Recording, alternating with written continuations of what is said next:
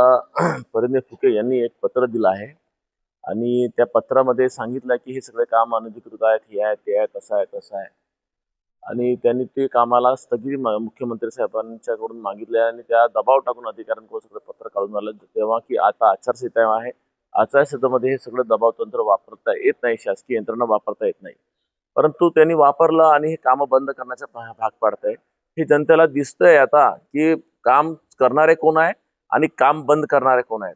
आता ते वेगवेगळ्या पद्धतीने ते चौकशी होईल, होऊ दे, मला त्याच्यात काही हे नाहीये. जो जो चोर असेल तो डरेल, आमचा काही विषय नाही त्याच्यात.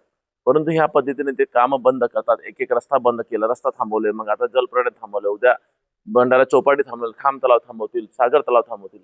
ह्या सगळ्या पद्धतीने यांची मानसिकता दिसते की या पार्सल भंडाऱ्यासाठी श्राप आहे. पहिले त्यांनी भाजप संपवलं, आता भंडारा शहराच्या लोकांना संपवण्यासाठी, सगळ्या भंडारा शहराचे विकास कामाला संपवण्यासाठी तो म्हणतोय. तो इतका मोठ्या प्रमाणात म्हणतोय भ्रष्टाचार झाला, भ्रष्टाचार झाला. भाजपचे मंत्री किती भ्रष्टाचारी आहेत आता मी नाव सांगायला पाहिजे का? ह्या राज्याचे आदरणीय मुख्यमंत्री साहेबांचा आम्ही रिस्पेक्ट करतो, सन्मान करतो.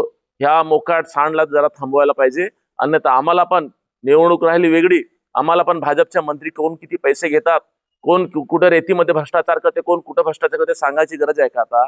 आम्ही सन्मान राखतो, आम्ही त्यांचा मान राखतो. परंतु हे मित्र पक्षाचं असं नाही का त्यांनी आमच्या मतदारसंघामध्ये येऊन लोकांनी मला निवडून दिलाय, माझ्या मतानं मुख्यमंत्री बनलेले आहेत, आणि हे जर समजा मित्र पक्षाची अशी जर अवहेलना करत असेल, अशी जर विटंबना करत असेल, असं जर भंडाऱ्याचा विकास थांबवत असतील तर ही जनता माफ करणार नाही. आणि आम्ही जितकं प्रेमानं म्हणतो ते आमचे अंत त्यांनी पाहू नये.